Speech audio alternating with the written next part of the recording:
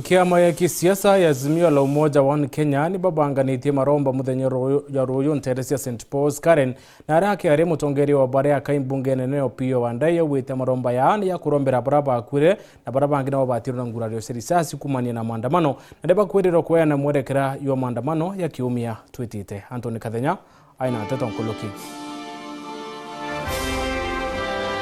Ntukuwe mwetu nyume otongere bwa ngwataniro ya Azimio, botongere tuni motongere wa ngwataniro eno, Raila Odinga, kuthithia ndionga mathibitari ni amu jona Nairobi, kienda kuona blo tungata, bwa Kenya balaba gulalilwe kire maandamano makiumia kithiru, buthite na mbele, ngwataniro eno kithijaga na mbele na gikaro kia mwanya, gya kwa gitio, Kenya balaba ateremeo kire maandamano mama. Ngwataniro eno muthenyoro ni banganite musemanio munene wa Maromba amuja Nairobi kumakidini mwanya kulinga na mutongora baba nini Opio Wandayi musemanio joka udhurani ya Kenya kumantere mwanya ja Kenya nonto mekale kamalama kudina mbele ni magitomi kinene kirende no. The interdenominational require mass for the victims of police brutality is on tomorrow. We have now settled on a venue, which is the Paul grounds in Karen. It's somewhere between Galleria and the turn off to Langata South Road. We expect Kenyans of all walks of life to be in attendance, and we want to appeal to the public to be seated by latest 9 a.m. tomorrow.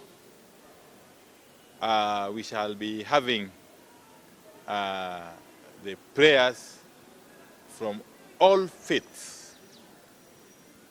We expect a very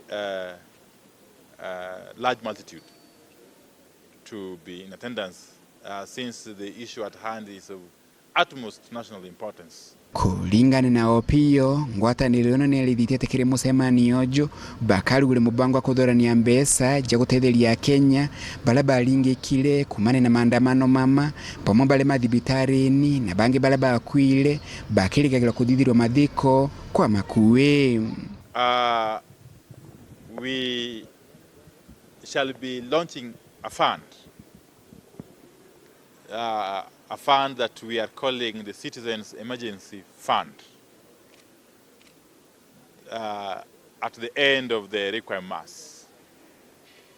Now this fund is going to be handy in terms of addressing the needs of all those who suffered injuries and are lying in hospitals. It's also going to help us offset other bills associated with the burials of those who unfortunately lost their lives in this exercise.